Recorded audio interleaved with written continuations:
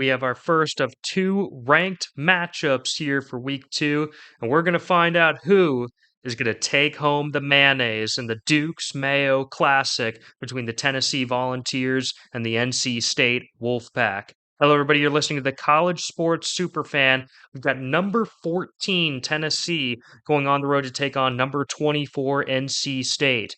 The AP poll has been released, and Tennessee moved up one spot. NC State staying right where they are. I was thinking they might drop out of the top 25, but they ended up staying right at number 24. So this will still be a ranked matchup. Let's get into the numbers. But first, before I do that, just wanted to say once again, we will have a special guest at the end of this video that will help me predict who's going to end up winning this football game. We'll get into that later. But for now, we're going to talk about Tennessee. They dominated UT Chattanooga, absolutely obliterated them 69-3. It's their largest opening game win since 1936. You would expect NC State to do something kind of similar, not like that, but kind of similar against Western Carolina, another FCS team that's just not all that potent. Yet they really struggled. They were in a close game until late in the second half, where finally the Wolfpack started to pull away. They end up beating the Cottonmouths 38-21. But you look at that score and you go, okay, that looks pretty dang good. 38-21, not too bad. But then you realize a lot of that came in the fourth quarter, and they really had to just add on and pull away late. Here's the good news for NC State, though. I guess we'll just say this real quick. Grayson McCall, the veteran senior quarterback, transferred in from Coastal Carolina, has a ton of starting experience, unlike the other quarterback for Tennessee that we're going to get into in just a second. But Grayson McCall had over 300 passing yards and 3 passing touchdowns. Big concern for Tennessee there is what's Tennessee's biggest weakness this season? The secondary. Wasn't all that great last year, and they lost multiple key players to other SEC teams. One of them went to Arkansas, one of them went to Ole Miss. And so Tennessee's secondary is arguably heading into the season worse than it was last year, and it wasn't all that great last season. So that's their biggest weakness, and they're now going to go up against a veteran quarterback who just had over 300 yards and 3 touchdowns. And Kevin Concepcion, his main wide receiver, amazing. 9 catches, 121 yards, 3 touchdowns. He was basically their one main receiver. So if you're Tennessee, you're looking at it and you're going, okay, they got to really hone in and shut down this one guy, because as you can tell by those numbers, that's the majority of where Grayson was throwing the ball to. The other thing is that they were well balanced. Jordan Waters, the NC State starting running back, used to be at one of their big rivals, Duke. He had 123 yards and 2 touchdowns, including a 50-yard rushing touchdown at the end of the game that iced the game and ended it for Western Carolina to have any chance at pulling off an insane upset. So NC State's well balanced, but so is Tennessee on the other side.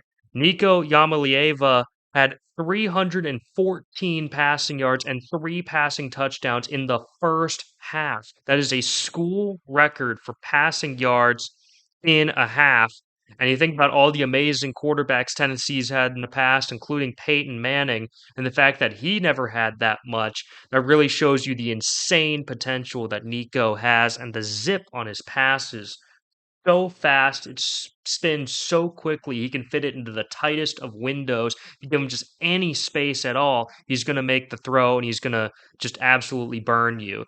And the main running back, Dylan Sampson, who absolutely is the main go-to running back this season, he also had 3 touchdowns.